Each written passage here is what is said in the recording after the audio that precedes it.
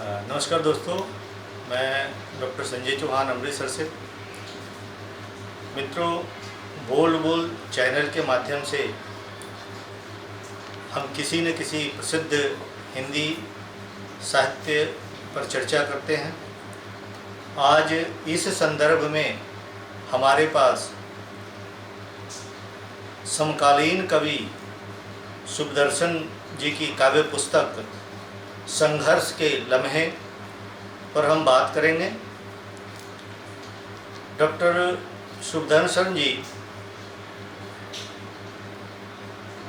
1978 से निरंतर लिख रहे हैं और उनकी लेखनी की नियमितता लगभग हमेशा जारी है।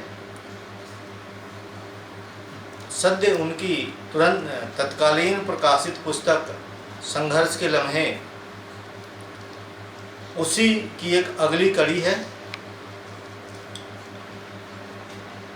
आजीवन साहित्य के लिए समर्पित कवि सुखदर्शन जी सदैव आत्मसम्मान और आत्मसंघर्ष से लबरेज रहते हैं।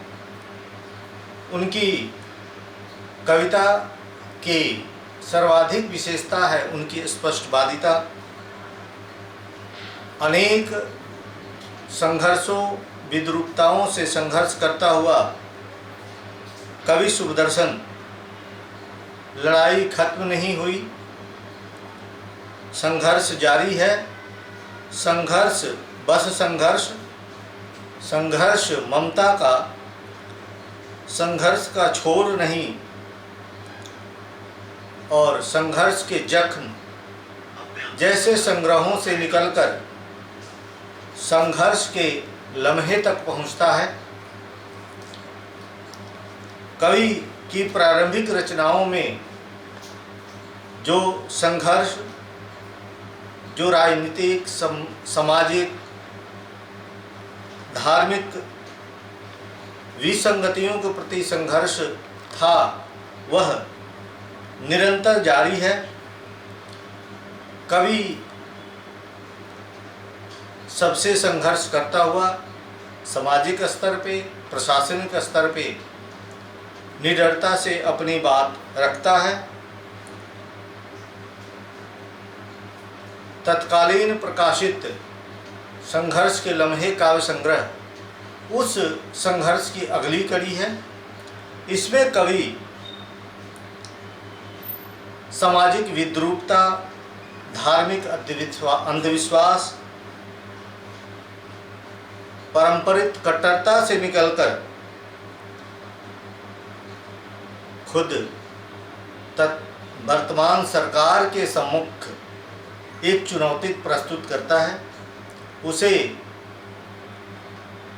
जो सच है उसमें उसको बयां करने में कहीं भी झिझक नहीं। यह संग्रह कवि के संघर्ष का अगला पड़ाव है। अलग अलग विषयों पर कवि ने इसमें अपनी कविताएं रखी है। किसान के संदर्भ में, जो वर्षों से किसान शोषित पीड़ित रहा है, कभी सरकार का, कभी साहूकारों का, और उनका निरंतर संघर्ष जारी रहा है।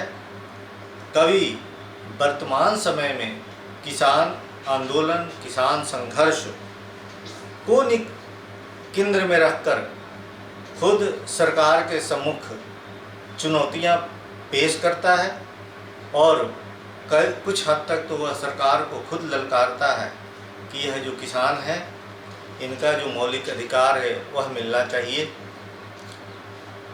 अलग बिंदु पर आए तो कोरोना जैसी महामारी, जिसने विश्व के सम्मुख भयंकर चुनौती प्रस्तुत की है, जहां यह नहीं पता कि मानव जीवन किस हद तक सुरक्षित है।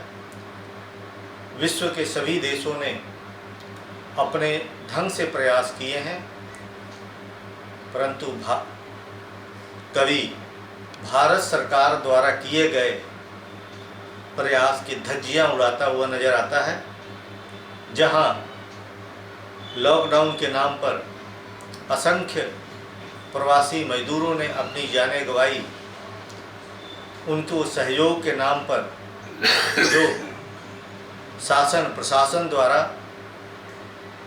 शोषण किया गया, उसका चित्रण इनकी कविताओं में मिलता है।